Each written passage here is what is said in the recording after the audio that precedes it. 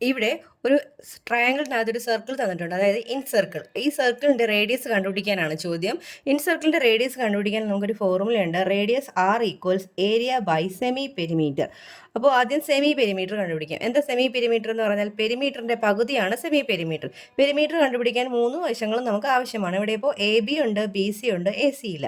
ഇതൊരു right triangle ആയതുകൊണ്ട് തന്നെ എ സി കാണാനായിട്ട്, ഇവിടെ റൈറ്റ് ട്രയാങ്കിൾ ആയതുകൊണ്ട് തന്നെ എ സി കാണാനായിട്ട് നമുക്ക് പൈതഗോറസ് തിയറം ഉപയോഗിക്കാം.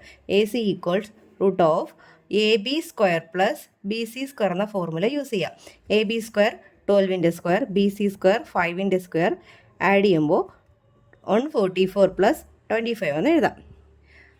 റൂട്ട് എടുക്കുമ്പോൾ റൂട്ട് 169 ആണ്. റൂട്ട് 169ൻ്റെ വാല്യൂ എത്രയാണ്? 13 ആണ്. അപ്പോൾ എ സിയുടെ വാല്യൂ 13 എന്ന് കിട്ടി. അപ്പോൾ നമുക്ക് പെരിമീറ്റർ കാണാമല്ലോ. പെരിമീറ്റർ എങ്ങനെയാണ്? എല്ലാം കൂടി ആഡ് ചെയ്യണം അല്ലേ. 12 പ്ലസ് 5 പ്ലസ് 13 ആഡ് ചെയ്യുമ്പോൾ നമുക്ക് 30 എന്ന് കിട്ടും. നമുക്ക് സെമി പെരിമീറ്റർ എന്ന് പറഞ്ഞാൽ പെരിമീറ്ററിൻ്റെ പകുതിയാണ്, അതായത് 30/2 ആണ് സെമി പെരിമീറ്റർ 15. നമുക്ക് ഇനി ഏരിയ കൂടി കാണണം. ട്രയാങ്കിളിൻ്റെ ഏരിയ കണ്ടുപിടിക്കാനുള്ള ഫോർമുല എന്താ? Half into base into height. That is half into base ഇവിടെ 5 ആണ്, ഹൈറ്റ് ഇവിടെ 12 ആണ്. 2ഉം 12ഉം കൂടെ ക്യാൻസൽ ചെയ്താൽ നമുക്ക് 6 ഇൻറ്റു 5 30 എന്ന് എഴുതാം. അപ്പോൾ ഏരിയയും കിട്ടിക്കഴിഞ്ഞു. ഇനി നമുക്ക് കണ്ടുപിടിക്കേണ്ടത് റേഡിയസ് ആണ്. റേഡിയസ് കണ്ടുപിടിക്കാൻ ഏരിയയെ സെമി പെരിമീറ്റർ കൊണ്ട് ഡിവൈഡ് ചെയ്യുക, ദാറ്റ് ഈസ് 15 വെച്ച് ഡിവൈഡ് ചെയ്യുക. അപ്പോൾ ആൻസർ 2 സെൻറ്റിമീറ്റർ കിട്ടും. റേഡിയസ് 2 സെൻറ്റിമീറ്റർ ആണ്.